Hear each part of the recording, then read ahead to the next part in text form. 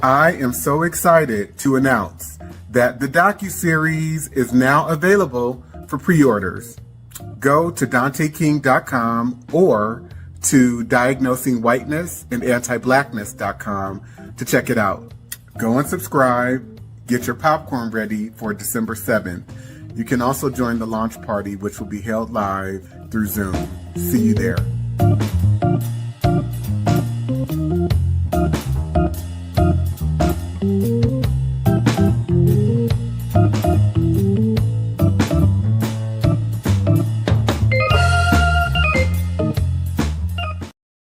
The book surprised you the most? A whole book. The whole book. Because I thought that I knew a lot until I read that book and realized I didn't know anything. There was a lot to learn and a lot to still be discovered. I'm still processing it. I can see things now that I didn't see before. And it's all because of the book. I love that. Jules? So much of the book really opened my eyes to things. The Casual Killing Act, the legality of rape. And then one of the other parts was the housing covenants and the covenants that were allowed. And growing up in the Bay Area, St. Francis Wood, for instance, is a highly coveted place to want to live or want to strive to, right? I was a child and I'd passed through St. Francis Woods and it was something that you feel could have been attainable. And then as you read Dante's book, you realize it's attainable for white people. It's not attainable for me. It's not attainable for you. Not in the way that you think you would be able to attain certain places and spaces. You are written out of that legally. Right. And Alicia? What really stands out to me is the 1850 Fugitive Slave Act, which describes so much of how white people operate in terms of that act deputizing all white Americans to serve as white racial police against African Americans, whether they're freed or enslaved, and getting incentivized by bounties, by slave auctions to surveil and police and criminalize Black people, and how that persists today, the obsession with it.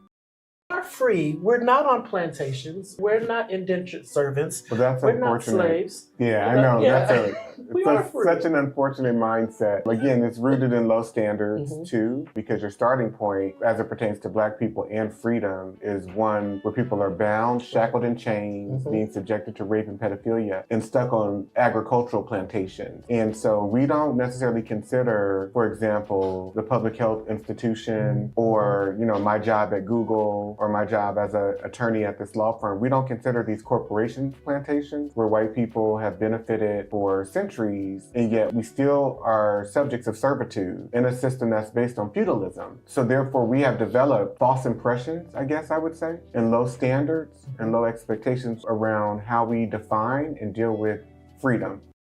The hardest about chapter 3, and what are some key pieces that stood out for you that you would want people to know about or be prepared for? The different laws and the cases and the way that the system has been set up to not protect Black women and Black boys too, and Black men as well, particularly Black women, just for us to be seen, as you said this earlier, just the vessel to give birth and then go back to work. So that shows up in how our birthing outcomes are. It shows up in how we connect with our partners, because there's this constant reinforcement of that you don't matter and you're not valued. And I think you highlight that very clearly, the lack of protection for Black women in chapter 3. I also remember in one of your courses, you asked the class, would they want to be Black women? Everyone said no, right? And that just shows me even more how reinforced it is that being a Black woman, you're at a constant state of lack of protection and also aggression as well. Yeah, and let me be very clear too, because that question was out of the spectrum of all of the identities that I presented as multiple choice answers. Who would you not want to be? Yeah. And 100% of the people said, I would not want to have been a Black woman. Right. I would not want to be right. a Black woman. Right. I am so excited to announce that the Docuseries is now available for pre-orders. Go to DanteKing.com or to Diagnosing Whiteness and Anti-Blackness.com to check it out. Go and subscribe. Get your popcorn ready for December 7th. You can also join the launch party, which will be held live through Zoom. See you there.